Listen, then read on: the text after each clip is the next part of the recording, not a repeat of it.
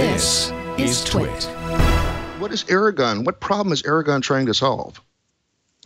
So the promise of Aragon is that it will bring an easy way for people to run decentralized organizations. And a decentralized organization is basically a kind of organization which doesn't require a government or any corporate or proprietary centralized entity to run itself. But, you can just run it with any computer that, can sync blockchain. So that's the idea. And it's very similar to how, free software communities are run. But with the power of the smart contracts, we can enforce some rules on the blockchain, so you can make sure that, if you have an ownership of, for example, a company, you actually have that ownership on the blockchain and no one can remove that from you, even a malicious actor or even a government. And so, but hasn't this already been solved? I mean, first off, Bitcoin was already a way to do that, sort of, and it actually has a result in generating money and providing financial transactions. And Ethereum, I thought, was an advancement on that, so that you could actually provide smart contracts. What does Aragon bring to the table that's more improved even than Ethereum?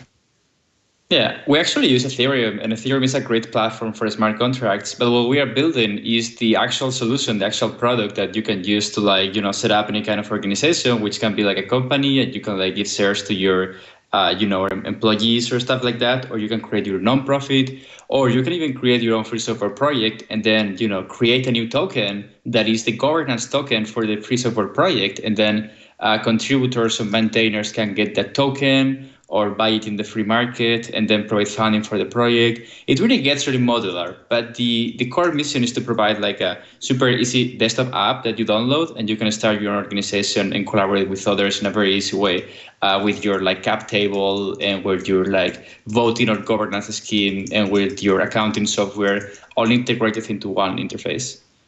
Well, would it be fair to say then that Ethereum is providing sort of the assembly language, but isn't really providing the code? And so what Aragon has to do is actually write the code that is implemented by the Ethereum smart contract? I mean, yeah, I could say that Ethereum is the computer, and we are implementing both Linux and both a beautiful user interface to use it, like a desktop environment. That would be the analogy. Well, aren't there already quite a few players in the space?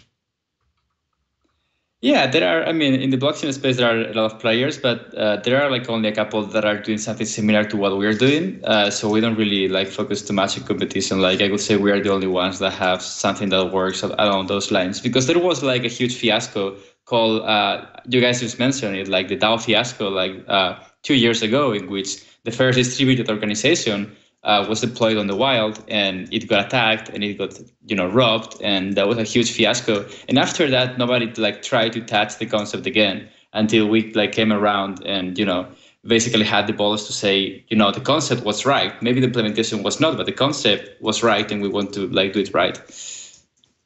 And how did you get started with this? How did you get involved?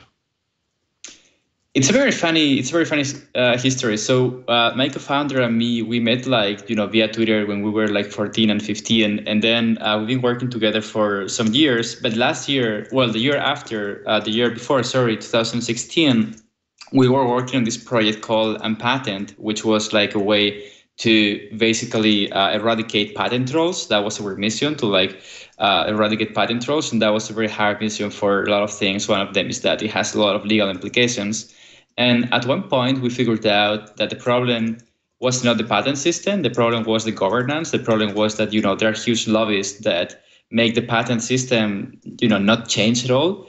And that wasn't only for the patent system. That was for mostly everything. The governments are very corrupt. And so we figured out that the right thing to do would be to create this way for people to organize without having to go through a government or a bank or a notary. And so therefore, there wouldn't be that much corruption in the world. So that was how we got started.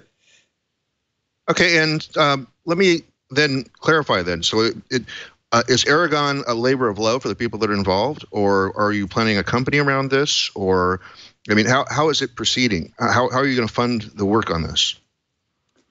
It's basically an open source project, and we have a foundation, which is a nonprofit, and that nonprofit did a token sale back in May last year, and that was a very successful token sale. So we have funds to like develop the project for the time being.